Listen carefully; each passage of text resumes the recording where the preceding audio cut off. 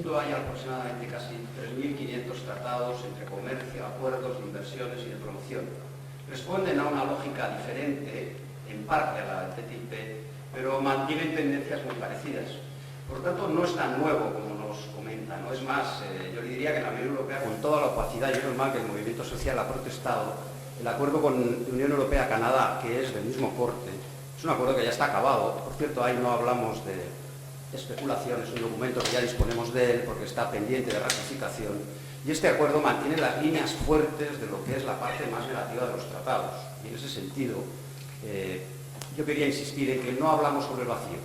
Se pueden evaluar tratados, podemos evaluar impactos, y si evaluamos el NAFTA, Canadá, Estados Unidos y México, podemos ver cómo está México ahora. México es un país, lejos de que nos digan que es un país de modernidad, es un país destrozado.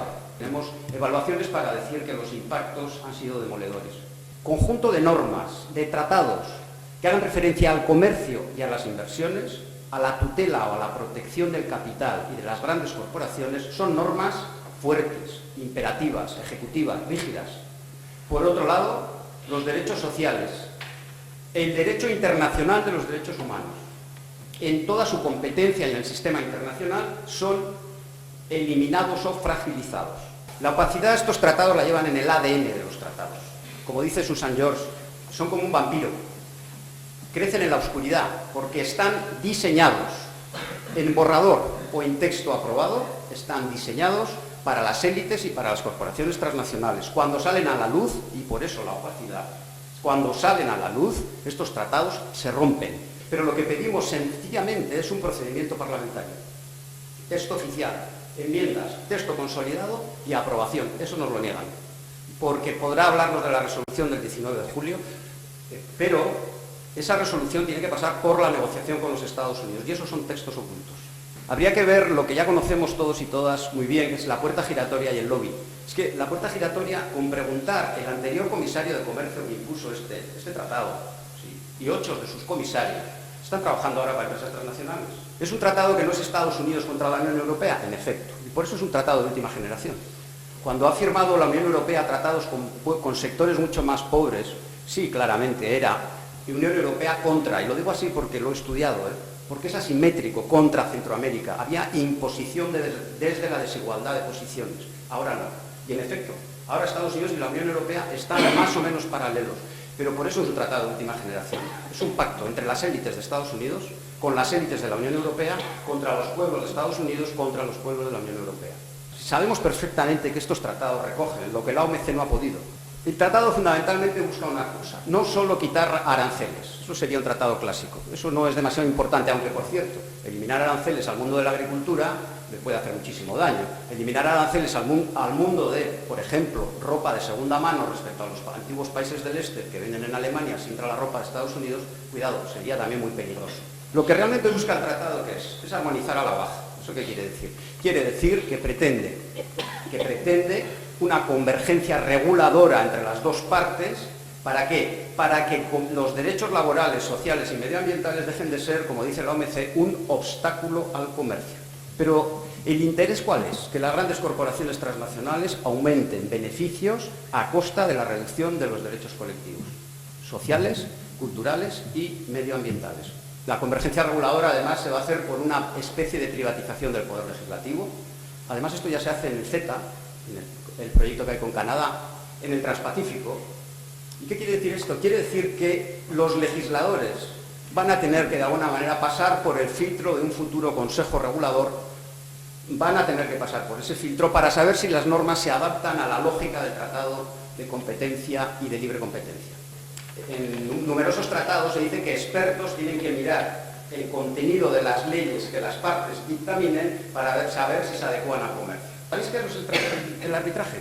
Que es lo que los juristas alemanes acaban de decir todos los jueces, que es una locura. Que un particular, que se llama empresa, pueda demandar a un Estado por la seguridad de sus inversiones. Pero esto, ¿por qué un particular puede y no viceversa? ¿Sabéis esto lo que ha implicado en América Latina? Una ramísima reinterpretación del principio de equidad y un embestir contra los derechos de las mayorías sociales. Por mucho que se diga que se van a sustituir los árbitros por jueces, la recomendación no dice, y ojalá fuese así, no del Poder Judicial, habla de expertos, y en ese experto van a caber, y no nos cabe duda, posiblemente van a seguir habiendo abogados y abogadas que no son jueces. Habla de con capacidad judicial, pero no parte de los miembros del Poder Judicial. A partir de ahí, este tribunal aplica solo normas de comercio y de inversiones, nunca aplica normas de derechos humanos. Tienen los conceptos de inversión y de tutela con una serie de principios de los bienes de capital muy fuertes, que no se contraponen a los derechos de las mayorías. Sacraliza el principio de lo pactado se cumple, no viendo otros principios como el del enriquecimiento injusto. El negocio ha sido para un 15% de señores y de señoras que han arbitrado. Han perdido normalmente los estados empobrecidos contra las multinacionales ricas. Hay 30 empresas españolas que han demandado al FIADI, 30 empresas, y conozco los datos y las sentencias de Repsol, de Telefónica, de Iberdrola, porque sus inversiones han sido tocadas cuando ese es un tema que lo podía dilucidar o bien los tribunales nacionales o, fíjense, yo soy partidario del Tribunal Internacional. Puede ser que el Tribunal Nacional no sea suficiente, pero ¿por qué no, como decía la Carta de La Habana, un Tribunal Internacional estrictamente y estricto sensu judicial, aplique derechos humanos y aplique inversiones? Por lo tanto, hay privatización del Poder Judicial y hay privatización del Poder Legislativo. La quiebra sobre la política pública, esto se mantiene en la mayoría de los tratados. Yo no sé en el TTIP los documentos que tenemos, lo tenemos delante, que van a intervenir en política pública. Y por lo tanto, ¿por qué una empresa francesa demanda a un país como Egipto porque sube el país de Egipto el salario mínimo interprofesional? ¿Cómo es esto posible? Por cierto, ¿por qué el gobierno español, que esto se tapa? En estos momentos es el más demandado, tenemos 20 y tantas demandas de la última época. ¿Por qué? Por el tema que el gobierno del Partido Popular hizo, lamentablemente rompiendo todo el apoyo a la energía renovable. Como perdamos estas demandas, por cierto, incorporadas por alguna empresa transnacional que utiliza trampas españolas, trampas jurídicas, nos veríamos abocados a que los presupuestos del Estado estén tocados. No comparto el tema de los derechos laborales, no lo comparto. No lo comparto porque la legislación norteamericana es muy a la baja, en convenios internacionales, en relaciones individuales, en relaciones colectivas y en despido. Y además tampoco en los servicios públicos. No sé cómo en los servicios públicos, por supuesto que no está claro que queden garantizados. Sea en el TISA o en los papeles que tenemos en este momento en las negociaciones con Estados Unidos, se está cuestionando el concepto de servicio público. Solamente se lleva el servicio público a la idea de concepto de servicio público muy vinculado a cuestiones de organización política, militar y policial. Todo servicio público que tenga contacto con el comercio posible o con la comercialización es potencialmente privatizable. Alguien hace trampas, porque vamos a mantener todo lo europeo y vamos a obtener todos los beneficios de entrada en la Unión Europea y Estados Unidos va a decir, muy bien, muchas gracias, y simplemente con que llegamos a unos acuerdos de seguridad con los cinturones de los coches y de papeleo en el proceso de aduanas, vamos a firmar el TTIP. Pero bueno, ¿quién se chupa el dedo?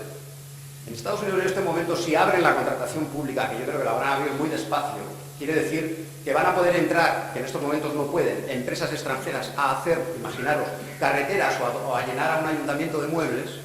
Se tiene que hacer, como debe ser, con empresas de Estados Unidos. La entrada de otras empresas, ¿no?, va a proponer un gran negocio. Pero y la pregunta es, ¿a cambio de qué? O sea, esto es lo que no nos dicen. Es que Estados Unidos no va a exigir que se eliminen protección jurídica de elementos sanitarios, medioambientales, laborales, etcétera, etcétera. Es que alguien no cree que el fracking es un gran negocio para Estados Unidos. Alguien no cree que los transgénicos van a entrar de lleno. Alguien no cree que el pollo clorado y la alimentación la vamos a tener invadida. Alguien no cree que el modelo de comercio de Estados Unidos, de las grandes, los hipermercados, va a romper el pequeño comercio interno nuestro. Y si fuese tan bueno, ya os digo yo que en la campaña electoral todos los partidos hubiesen hablado de todo lo maravilloso que nos iba a crear el TTIP. Ni lo nombran, los medios de comunicación ni lo nombran, y no porque sea complejo, sino porque es un tratado diseñado a los intereses del capital y de las grandes transnacionales.